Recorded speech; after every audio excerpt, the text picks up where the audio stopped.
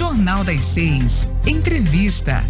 Bem, como prometido no começo do programa, vamos voltar a falar sobre segurança pública e também sobre política, porque já está aqui conosco, aqui no estúdio, o capitão da Polícia Militar, Stevenson Valentim, que será o nosso entrevistado de hoje. Boa noite, capitão.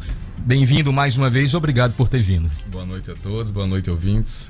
Obrigado a vocês. Capitão, daqui a um mês encerra o período de convenções partidárias e a definição dos candidatos para pleito deste ano. A gente pode falar que nós teremos o capitão Stevenson como candidato? Então, é a possibilidade, né? Uhum. A possibilidade, eu assinei hoje uma descompatibilização minha de funções. Sim. Então, já não sou mais comandante da primeira companhia. A Escola Maria Ilka vai passar por uma nova fase. Vai ter lá os 4 policiais que eu deixei para permanecer fazendo trabalho. Continuo ajudando a escola. Consegui agora, além de tênis, sapatos, um dispositivo de energia solar para ligar os ar-condicionado. Continuo dando palestra para fazer a farda para o 7 de setembro, que vai ser um brilho para mim. Quero ver isso.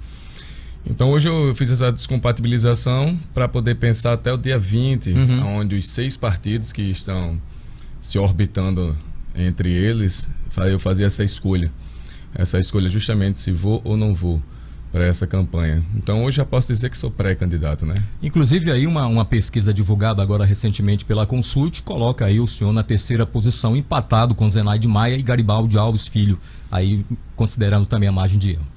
Agradeço as pessoas que confiam no trabalho feito por mim, pela minha equipe. E é bom saber que a gente está nesse nível sem ter utilizado nenhum recurso de vantagem, né? A gente está praticamente sem querer entrar, sendo praticamente empurrado pela população, porque eu não tenho esse perfil, todo mundo sabe, dessa política que a gente enxerga até hoje. Mas se for preciso, se for para uma nova missão, se for para ajudar, estou aqui. Muito bem. Eu pergunto, pelo que você tem, diante do que você tem andado, tem circulado, conversado com as pessoas, nessa expectativa, caso você venha a ser candidato ao Senado, qual a expectativa dessas pessoas em relação a um futuro trabalho seu lá em Brasília, se for o caso? Pois é, além das atribuições previstas na Constituição, né, nos artigos de Constituição sobre a competência de um senador, uma boa que foi dita aqui várias vezes, é a de julgar, né, de processar algumas autoridades. Inclusive o Supremo Tribunal Federal, membros do Supremo. A gente né? tem que saber que não estão acima de tudo, não, né? Alguém tem que dizer que tem Você abriria um impeachment contra Gilmar Mendes, se fosse senador? Não abriria se houvesse algum fato, por que não? Abriria contra qualquer outra pessoa. Já mostrei até aqui que eu não tenho diferenciamento, não. O senhor, por ser Não, mas só continuando a resposta, continue além sua do resposta, fato de legislar, eu tenho um princípio que eu acho muito bacana da questão do Senado, que é o princípio da igualdade. São 3 senadores para cada estado, não existe um estado maior nem menor. Não existe 8 e nem 80, como a gente vê na Câmara dos Deputados. Então dá para, e não é só pelo povo, é pelo estado. É uma coisa bem maior. É uma coisa que dá para competir com igualdade justamente nesse nível. Dentro disso, acho que isso é o que pelo menos me atrai. É ter essa igualdade, essa paridade entre os estados. Agora eu pergunto, capitão Esteves, já dá para sentir, já teve a oportunidade de sentir da parte da política, dos políticos tradicionais do estado, dessas figuras que estão aí há anos e anos, há décadas no poder, algum tipo de reação ao seu nome, alguma ciumeira, algum problema, algum obstáculo que estejam tentando colocar no seu caminho? Bom, se tiver eu vou tirar, né? Eu percebo que sentem medo, né? Medo justamente dessa ameaça que tá presente hoje, não só por mim, mas é pela vontade das pessoas. Eu não ameaço ninguém, que ameaçam as pessoas, né? Que vão votar, que vão eleger. E em relação a essa sua pergunta, eu não me preocupo muito com a ideia do que vão me atacar, o que vão falar. A minha vida é bem pública, é bem transparente. Eu cheguei até aqui com transparência. As pessoas me julgavam porque eu gostava de aparecer. Foi através de aparecer que eu mostrei um trabalho feito. O o que todo mundo deveria fazer. Eu aconselho, sinceramente, Marcão. O que é positivo deve ser mostrado, né? Não, e também, Robson, que as pessoas comecem a pesquisar. Tem celular para quê? Só para ver besteira? Nada. Bota no Google o nome dessas pessoas, bota no STF, bota no TJ, vai pesquisar. Inclusive, o seu trabalho à frente aí da Lei Seca, o seu trabalho foi até reconhecido em nível nacional, o senhor esteve no programa da Fátima Bernardes. Então, a gente, já que está falando desse assunto, a gente recebeu uma informação de que o senhor, quando ainda coordenava a Lei Seca aqui no Estado, chegou a ser punido com prisão porque autuou um superior da Blitz. Isso de fato aconteceu ou foram só fake news? Aconteceu. Interessante esse dado aí, que é um boletim reservado, né? Sim, uma coisa que não vem a público. Certo. As pessoas não sabem disso. Eu efetuei uma notificação para um oficial superior a mim naquele momento e foi interpretado que eu agi em desacordo com a hierarquia e disciplina. Eu apliquei a lei de forma igual para todos, mas o militarismo não observou isso. Esse é um dos fatores hoje que acho que também me empurra para outro. Se não fosse a política, seria para a área docente, seria para a área, sei lá, empresarial, algo que eu pudesse fazer mais. É justamente essa limitação que ocorre hoje. Quem foi foi um coronel da polícia? Quem foi a pessoa? Já que está se publicando essa... Não, mas não saiu o nome dele em boletim, mas foi um major na época, foi um major, e esse major era bem conhecido. Decretou sua prisão? Não, foi uma detenção pela sindicância. Abriu um processo para ser apurado justamente, não foi no momento. O senhor poderia estar até prevaricando, né? Se não tivesse autuando de acordo com a lei. Ou seja, o senhor fez valer a lei. Como eu disse aqui, Marcão, eu não conheço nada acima do que é escrito por lei para ser obedecido. Essa pena chegou a ser cumprida ou houve alguma como é detenção, condescendência por... Talvez até pelo fato de você ser primário, ter sido a primeira vez que cometeu digamos, o que no estatuto da polícia podia ser considerado uma indisciplina. Mas não foi a prisão, foi detenção. Independente do que ter sido, mancha o caráter de uma pessoa. Sim. E o que mais revoltante não foi a prisão, eu ficaria preso 1000 anos, 1000 vezes eu faria a mesma coisa. Não é isso, é simplesmente o fato de quererem parar você, de querer reduzir aquela atuação. Eu entendi como isso naquele momento, mas logo depois, em 2014, mostrei que não pararia, né? Eu acredito que o senhor deva ter recebido muitas pessoas que usaram daquela velha máxima, você sabe com quem está falando, tentando dar a velha carteirada, coisa chata, mas eu lidei com a guarda de Dilma todinha, todas foram autuadas, com o ministro, com deputado, com Ministério Público, com o juiz. Cara, eu não conheço nada diferente do que outra pessoa, não. A gente tem que praticar isso. É por isso que esse princípio que existe dentro do Senado me atrai tanto, o da igualdade. Então não dá para se medir o que necessita mais de um lado para o outro, baseado por número de pessoas. Todo mundo está precisando. O Rio Grande do Norte precisa tanto quanto São Paulo, quanto Rio de Janeiro, quanto qualquer outro lugar. E há um detalhe importante em relação ao Senado, isso faz parte até da pesquisa que eu estou finalizando em relação à questão do mestrado, que eu estou terminando na UFRN, em Ciência Política. E é lamentável ver que os nossos senadores, principalmente Garibaldi e Zé Gripino, se comportam como, na prática, no que diz respeito a emendas parlamentares, por exemplo, como se fossem vereadores federais ao invés de senadores. Você não observa em expressão considerável emendas, por exemplo, destinadas ao governo do Estado, quando a principal obrigação do senador constitucionalmente, uma das principais, na verdade, é zelar pelo Estado. Não agir, às vezes, como um vereador que vai mandar uma emenda para o município porque ali ele tem voto, não sei o quê, e eu tenho mostrado isso em breve vai ser publicado, mas realmente, assim, eu acho que o que o Estado do Rio Grande do Norte mais carece é de políticos na Câmara Federal, mas principalmente no Senado, que se unam em torno de quem quer que seja o governador, né, para lutar pelo Estado, né, de maneira e não apenas pela sua sobrevivência política, né? Quando você vai ver a questão de emendas parlamentares e outros detalhes, isso é muito claro, essa forma de atuação. Eu pergunto, capitão Esteves, se por acaso se confirmar sua candidatura, o seu nome for aclamado na convenção, qual é a linha já traçada, qual é a sua ideia de como chegar ao eleitorado? Como é que vai ser conduzida a sua campanha? Que mensagem vai trazer para a população, para o eleitorado? Como eu cheguei até aqui, fazendo sempre de uma forma transparente, fazendo a coisa certa. Robson, fazendo a coisa para todos. Eu acho que indiferente, não dá para tratar a coisa pública como particular. E foi o que eu fiz até hoje.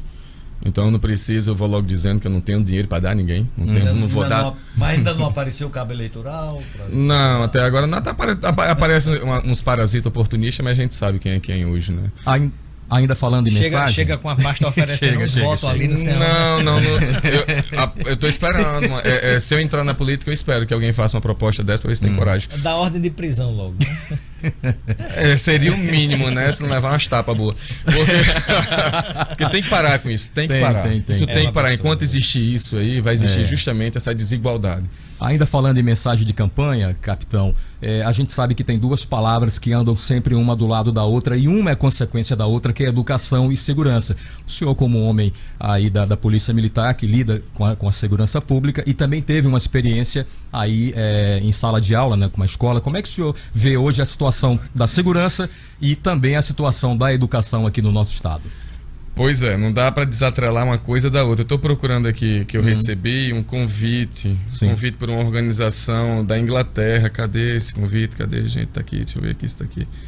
Eu ainda não respondi, ele também me solicita, o senhor Guilherme, se eu não me engano, deixa eu ver aqui, bem rapidinho, um minuto. Tá aqui, Robson. Essa pessoa aqui dessa fundação, essa fundação séria, essa fundação bacana. Educa.org.uk, né? Reino Unido. Reino Unido. Puxa vida. Ainda bem que pra Robson. Bacana. Se dá para ler aqui rapidinho, então seria o que? O convite para palestrar. Boa tarde, sou o presidente da Fundação Educa, né? Tem aqui o site, e gostaríamos de convidar o capitão Stevenson para um fórum sobre segurança pública no Brasil, na Universidade de Oxford, no Reino Unido, nos dias 28 e 29 de setembro. Eita, bem pertinho da campanha, se você for candidato. Mas o que me interessa mais é isso. É isso aqui, porque lida com a situação, é um reconhecimento, respondendo a sua pergunta, a pergunta que o senhor fez. Não dá para chegar nas pessoas com aquele velho mecanismo que a gente vê até hoje. Eu, como policial, eu trabalhei no interior em eleições e eu coibia a venda de voto, eu coibia aquilo, essa prática nefasta que leva a gente hoje para essa destruição que é dentro da educação. Não dá para falar de segurança pública sem falar de educação. Acho que sem falar de educação é a base de tudo. É uma base para uma boa alimentação, para uma boa saúde, para uma boa cultura, para uma boa cidadania, para tudo. Até mesmo para se comportar bem dentro de um jogo de futebol. Isso seria importante a gente ter. Porque se a gente for ver os IDHs dos países que estão ganhando aí, é bem diferente do nosso. E até para reduzir a violência da sociedade. Tudo, para reduzir tudo. Então não se dá para pensar em unificar a polícia sem pensar em unificar melhor uma educação. E o teste que eu fiz como piloto mostrou isso dentro da escola, dentro da comunidade. Então, por esse trabalho, a gente é reconhecido e é convocado e chamado para dar uma palestra dessa internacional. Eu lhe pergunto, esse seu licenciamento da polícia e desse trabalho que vem sendo realizado na escola lá das Quintas... Bom pastor. O senhor vai continuar na escola mesmo afastado da polícia e com um trabalho voluntário lá nesse período em que vai e que está licenciado para possivelmente se habilitar a candidatura? Isso, se a professora Edivanda Ostaneide e os alunos tiverem vindo, eu prometi uma coisa, eu não prometo muita coisa a ninguém não, porque eu não gosto de prometer coisa que eu não vou cumprir. Eu sou de ação, eu faço, mas eu prometi para eles porque eles sentem a minha ausência quando eu não vou, eles sentem. Eu prometi a eles que nunca ia esquecer aquela escola, nunca ia abandonar eles, nunca ia deixar. Em qualquer lugar que eu tivesse, eu continuaria continuo ajudando eles. De uma forma ou de outra eu vou ajudar. Capitão, a gente vai voltar a falar sobre lei seca. Eu me lembro que o senhor concedeu uma entrevista a última vez que o senhor esteve aqui, em que o senhor abordou a questão da dependência química ligada à reincidência de pessoas que foram autuadas na lei seca. Isso é um fato realmente, né? Isso, seria uma parte até de mudança de legislação, mudança de lei. O que acontece? Se trata pessoas doentes, pessoas dependentes química, como reincidente, aplicando multas através multas, duplicando, triplicando valores de multas dela. É o que está lá na lei, o que a gente aplicava. Sendo bem sincero, eu nunca concordei que Robson, aqui do meu lado, tomasse um copo de vinho educadamente no restaurante e fosse tratado igual meu amigo aqui do outro lado esquerdo, que tomasse uma garrafa de cachaça numa vaquejada e os dois pagassem a mesma multa. Deveria ter um escalonamento, uma proporcionalidade, uma coisa justa para se medir justamente a capacidade de cada um. Tem um detalhe interessante que a gente cresce ouvindo aquela frase: olha, tem que tratar todo mundo de maneira igual, mas não é bem assim, você tem que tratar de maneira diferente os diferentes, né? Mas é isso, eu tô falando do doente, da pessoa dependente química. As pessoas que estão me ouvindo, que tem aquela pessoa que é alcoólatra, que não para, que é o dependente químico de droga, de substância análoga, que tira a capacidade motora, ele não vai parar com multa, ele não vai parar com cadeia, ele para com tratamento médico, ele para com a observação, feita uma triagem, justamente se preocupando, não é com a vida dele no trânsito, não. Não se restringe a vida dele só dentro da direção, não. E no trabalho, e na família, e em qualquer lugar que ele anda, dentro do bairro dele, dentro da rua dele. É o cara sempre trabalhoso, é o cara que não pode ir para uma festa, ninguém convida ele porque vai beber, vai se exceder, vai arranjar confusão. Então, essa ideia, essa visão que eu tive, enquanto eu permaneci na Lei Seca, eu questionava isso. Eu fiz trabalho científico sobre isso. Eu apresentei uma monografia, uma tese, um trabalho científico nisso. Justamente dessa incompreensão da lei de tratar uma pessoa dependente química. Aí como é que o senhor sabe que é dependente químico? Nem o dependente químico sabe que é. Nem ele sabe que é. Ele disse que não é. Ele nega. Pessoas em geral nega. Nega. O alcoólatra nega que seja alcoólatra. E não vai parar. E não tem como parar. E muita gente corre, coisa acho que de 8, 9% de pessoas no mundo sofrem dessa doença. Inclusive pessoas que foram autuadas mais de 3 vezes, né? Pelo menos 3 vezes. Então, se na segunda vez dobra-se o valor da multa, na terceira vez vai dobrar de novo, e assim vai sucessivamente. Aí o que acontece? Qual seria a forma de levar essa pessoa para um tratamento? Isso é um trabalho que eu fiz. Daria a eles as opções. Ou você faz o tratamento, ou você tem a sua carteira suspensa, você não dirige até procurar o tratamento. Quem pagaria esse tratamento? O dinheiro da própria multa. É isso que eu ia perguntar. O dinheiro da própria multa, artigo 320, nos seus incisos, deveria abrir um inciso para isso. Porque é muito dinheiro. Muito dinheiro que ninguém sabe para onde vai. Até hoje eu não sei para onde vai esse dinheiro. Muito bem.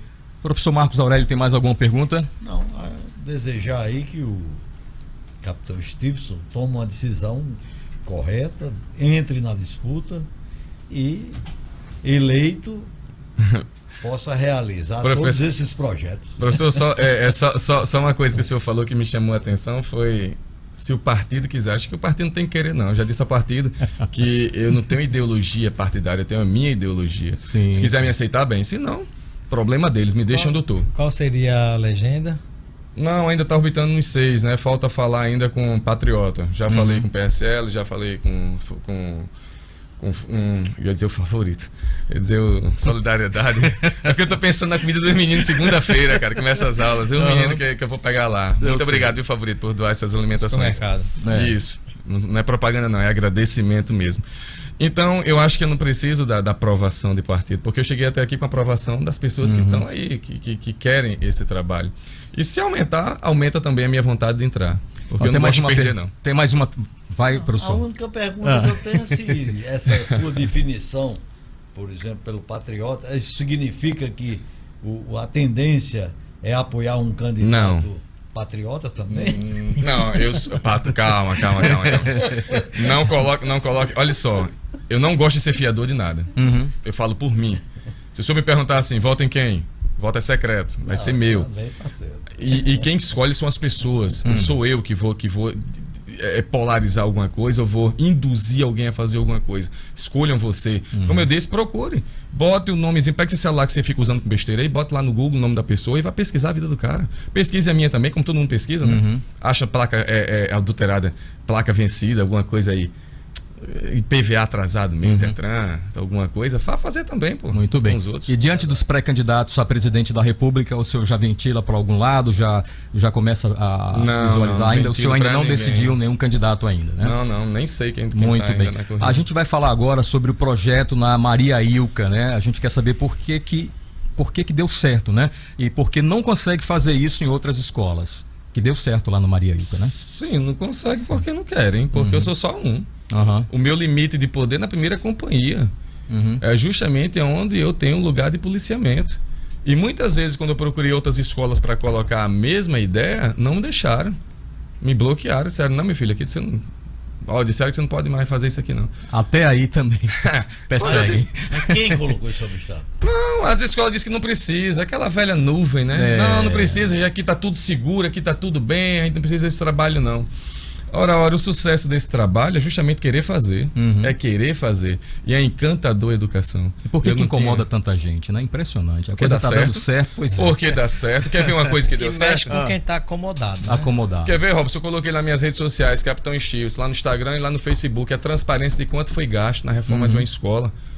21 mil reais só, para fazer o quê? Quadra de esporte, ajeitar banheiro, mesa, cozinha, fazer tudo com dinheiro público? Não, com dinheiro que eu dei de palestra. Poderia fazer isso em outras escolas? Pode ser feito, por qualquer pessoa. A comunidade pode se juntar? Pode. Pode fazer muita coisa. Ao invés de ficar reclamando, querendo, e não faz nada, né? Todo mundo torceu tanto pelo Brasil e perdeu. O nosso colega da bancada aqui, Robson, ele tem uma teoria em relação às pessoas que falam eu sou de direita, eu sou de esquerda, ele não concorda com essa teoria. Eu também não concordo. O senhor também não concorda? Centro-esquerda, centro-direita? Eu concordo em fazer o melhor. O melhor para todo mundo. Esse negócio de esquerda e direita, para mim, não cola não. Esse negócio de polarizar, eu acho que atrapalha tudo. Fica no meio dessa briga todinha e o povo... Eu acho que não se deve futebolizar uma discussão que ABC é política, e América. Né? Mas o Robson está falando porque no centro dessa polarização existe quem? Então existe quem precisa, existe as pessoas, existe tudo isso e fica brigando lá em cima. Um lado com o outro, e enquanto isso o pessoal aprovando tudo goela abaixo no Congresso Nacional, vendendo patrimônio brasileiro. Eu queria fazer só mais uma pergunta. Um amigo meu esteve no Japão agora, mês passado, passou lá 15 dias. Nunca fui no Japão. 1 mês e 15 dias. E nesse período ele visitou escolas no Japão.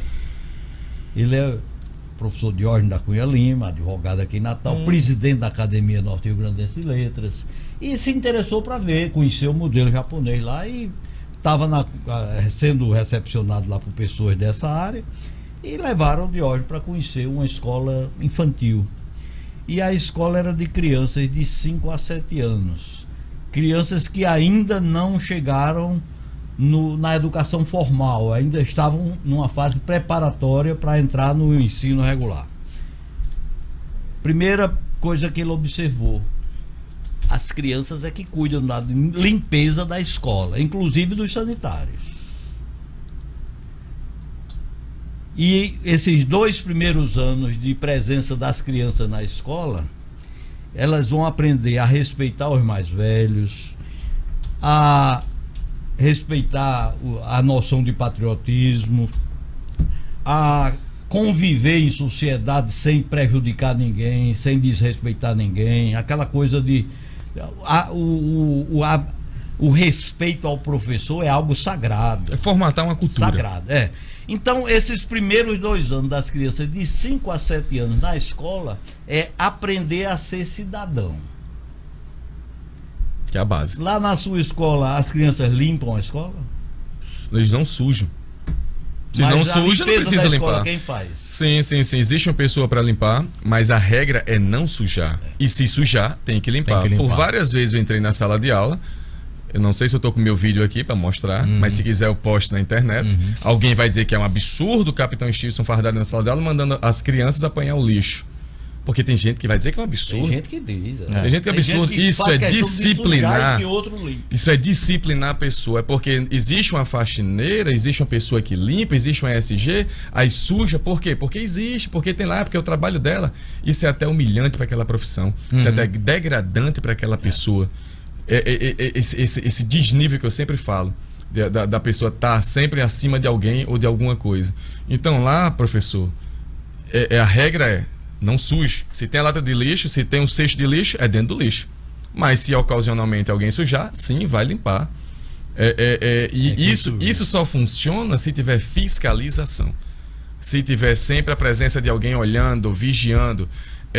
Quebrar uma cultura, destruir uma cultura. E acima de tudo a consciência que se trabalha, né, através da própria educação, né? Você falou em japonês, né? Eu me lembrei que na Copa passada eles estiveram aqui no ginásio, na Arena das Dunas. Terminaram, cada um saiu apanhando seu lixinho e até o lixo dos outros. E um detalhe, nessa viagem de Diógenes, Tóquio é uma cidade, a região metropolitana de Tóquio tem 40 milhões de habitantes. Ele nunca encontrou nesses 1 mês e 15 dias um papelzinho sujo. Aprenderam na escola.